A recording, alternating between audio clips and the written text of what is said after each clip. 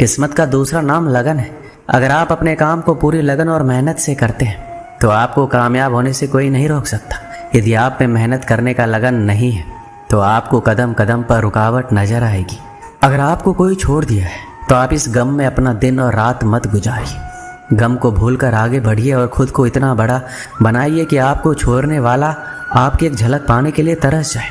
अगर आप बिना कोई प्रयास किए ये सोचते हैं कि आपका वक्त आज नहीं तो कल बदल जाएगा, तो आप ये लिख लीजिए कि आप मरने के आखिरी पड़ाव पर आएंगे, फिर भी आपका समय नहीं बदलेगा। समय सिर्फ उनका बदलता है जो सिर्फ मेहनत करने पर विश्वास रखते हैं। ईश्वर ने आपको अंदर से लेकर बाहर तक कुछ इस तरह से बनाया है कि अगर आप खुद का सही तरीके से इस्तेमाल करना शुरू कर दें तो आप वह बन सकते हैं जो आप बनना चाहते हैं और वह हासिल कर सकते हैं जो आप करना चाहते हैं।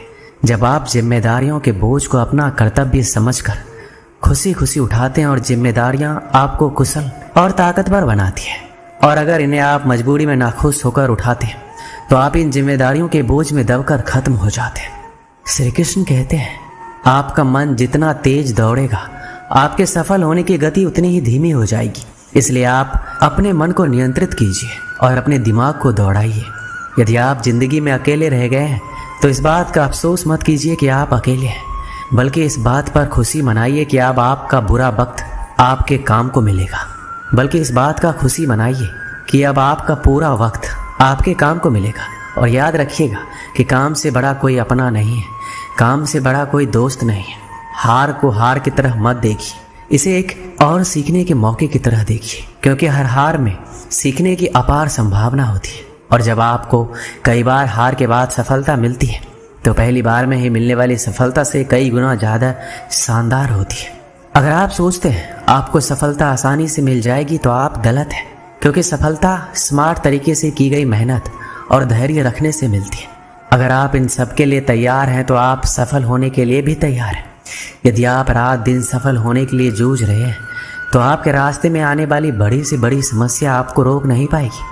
अगर कोई आपको रोकेगा तो वो आप खुद होंगे, कोई और नहीं। कब तक आप बैठकर अपनी किस्मत को कोसते रहेंगे? कभी न कभी आपको पूरे जोश के साथ उठना होगा, पूरी लगन और मेहनत के साथ काम करके अपनी किस्मत को बदलना होगा। अगर आपका ध्यान आपके लक्ष्य पर नहीं है तो आप इस बात पर ध्यान दीजिए कि आपका ध्यान किस तरफ है, क्योंकि जिस तरफ आपका पूरा ध्यान होगा वही आपके जीवन में घटित होगा और वही आप हासिल भी करेंगे।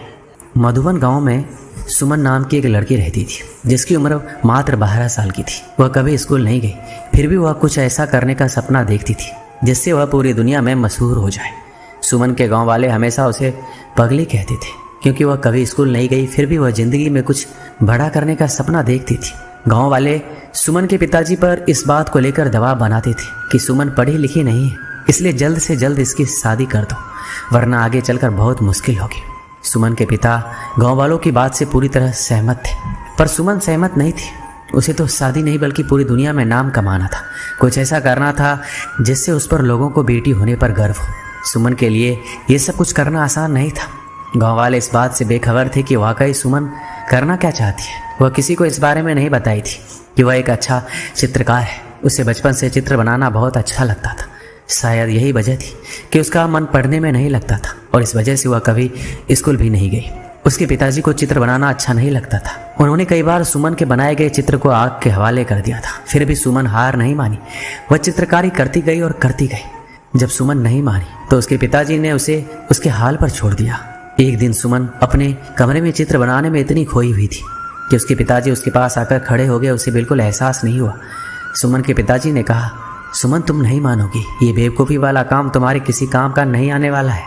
सुमन दुखी मन से बोली, पापा आप हमेशा मुझे नीचा क्यों गिराना चाहते हैं? मैं ज़िंदगी में कुछ करना चाहती हूँ, आप मुझे बार बार क्यों रोकते हैं? उसके पिताजी ने कहा, अगर हमें इस गांव में रहना है तो तुम्हें वही करना होगा जो गांव वाले चाहते हैं। सुमन दृढ़ संकल्प से बोली, कभी नहीं, मैं जो चाहती हूँ वही करूँगी, चाहे जो हो जाए। मुझे हराना किसी के लिए इतना आसान नहीं है। सुमन के पापा ने कहा, तुम ये नहीं चाहती ना कि मैं तुम्हारे सारे सपनों को जलाकर राख दूँ? सुमन ने कहा, पापा इंसान में इतनी ताकत कहाँ कि भगवान के दिए हुए हुनर को जलाकर राख कर दे। आपने मेरे बनाए गए चित्रों को जलाया है, मेरे हुनर को नहीं। गांव वाले ठीक कहते हैं, तुम्हारी लड़की पागल हो गई है। सुमन के पिताजी ने सख्त लहजे में कहा, इसे इलाज की ज़रूरत है। सुमन बोली, पापा आपको पता होना चाहिए कि दुनिया में जो भी बड़े काम किए हैं पागलों ने ही किए और करते रहेंगे। मैं भी उन्हीं पागलों में से एक हूँ। मुझे लगता है तुम्हें समझाना बेकार है, सुमन के पिताजी ने कहा और तनकते हुए कमरे से बाहर चले गए। सुमन गाँव वालों को सफल होकर दिखाना चाहती थी ताकि वो भी अपनी बेटियों को आगे बढ़ने का मौका दे और उनकी बेटियां अपने पैरों पर खड़ी हो सके। एक दिन सुमन के मन में ये विचार आया कि वह गांव में अपने बनाए गए चित्रों की प्रदर्शनी लगाएगी और गांव के 10 गांव में प्रचार प्रसार के लिए जाएगी। वो इस बारे में बात करने के लिए अपने पिताजी के पास गई। शायद उसे इस काम में किसी की मदद की आवश्यकता थी। पापा मैं आपसे कुछ कहना चाहती हूँ, सुमन ने पिताजी से कहा। शायद आपको अच्छा लगेगा कि नहीं, मैं गांव में बनाए गए चित्रों का प्रदर्शनी लगाने जा रही हूँ। सुमन ने कहा, इस प्रदर्शनी में लोगों को मेरे हुनर के बारे में पता लगेगा। वो हमें कुछ नहीं कहेंगे बल्कि मुझ पर गर्व महसूस करेंगे। सुमन के बहुत समझाने पर उसके पिताजी मान गए और सुमन और उसके पिताजी प्रदर्शनी की तैयारी में जी जान से जुट गए। सुमन के पिताजी अपने खास दोस्तों के साथ पास के 10 गाँवों में प्रदर्शनी के प्रचार प्रसार करने के लिए गए और उन्होंने घर घर जाकर प्रचार प्रसार किया। सुमन खुश थी कि उनकी प्रदर्शनी देखने के लिए 10 गाँव से लोग आने वाले थे। तैयारी भी अच्छी खासी थी और यही नहीं, 3 दिन चलने वाले इस प्रदर्शनी को देखने आने वाले में काफ़ी खुशी दिख रही थी। प्रदर्शनी के उद्घाटन के लिए शहर से जिलाधिकारी को बुलाया गया था। जिलाधिकारी ने गांव वालों के सामने सुमन को यह कहकर शाबाशी दी कि भगवान करे ऐसी लड़की हर माँ बाप को दे जिससे गांव ही नहीं बल्कि पूरा देश रोशन होता है। सुमन ने गांव के जीवन को बेहतरीन तरीके से कैनवस पर उतार दिया था। सुमन के हर चित्र में पिता का दुलार और माँ का प्यार झलकता था जो सबको मंत्रमुग्ध कर लेती थी। पिता ने अपनी बेटी से कहा, बेटी मैं तुम्हारा दोषी हूँ। सुमन के पिताजी ने अपराध बोध की भावना से कहा, मैंने तुम्हें बहुत परेशान किया, मैंने तुम्हारे बनाए गए चित्रों को जलाया जो मुझे नहीं करना चाहिए था। सुमन ने कहा, पापा अगर आप मेरे साथ प्यार से पेश आते तो शायद आज मैं जहाँ हूँ वहाँ नहीं होती। सुमन ने कहा, पापा आपकी हर बात से मुझे और अधिक प्रयास करने की ताकत मिलती थी। सुमन पिताजी का साथ पाकर बहुत खुश थी और वह अपनी कला को और ज़्यादा निखारने का प्रयास करती रही और साथ ही दूर दराज के गाँव में प्रदर्शनी भी लगाती रही। एक दिन भगवान ने सुमन के साथ जो किया हुआ किसी के साथ ना करे। एक हादसे ने सुमन का सब कुछ बर्बाद कर दिया। उसके दोनों हाथ चले गए, उसके सारे सपने टूटकर बिखर गए। वह निराश जिंदगी से हारी हुई चुपचाप घर के आंगन में बैठी रहती थी। उसके पिताजी का रो रो कर बुरा हाल था। उनसे अपनी बेटी का दुख नहीं देखा जा रहा था, शायद इसलिए वो उसके सामने बहुत ही कम आते थे। सुमन खुद को समझाने की पूरी कोशिश करती थी। उसकी कहानी इतनी आसान तरीके से खत्म नहीं होने वाली थी। अब उसकी लड़ाई ना पापा से है ना गांव वालों से, अब उसकी लड़ाई किस्मत से है। अब जो चाहे हो जाए वह किस्मत को हराकर मानेगी, दुनिया में नाम कमाकर मानेगी। सुमन एक बार फिर से शुरुआत करती है। इस बार हाथ से नहीं बल्कि पैर से चित्र बनाने की कोशिश कर रही थी, जिसे देखकर उसके पिता का दिल पसीज गया। सुमन के पिताजी ने कहा, बिटिया ये क्या कर रही हो, अब तो मान जाओ।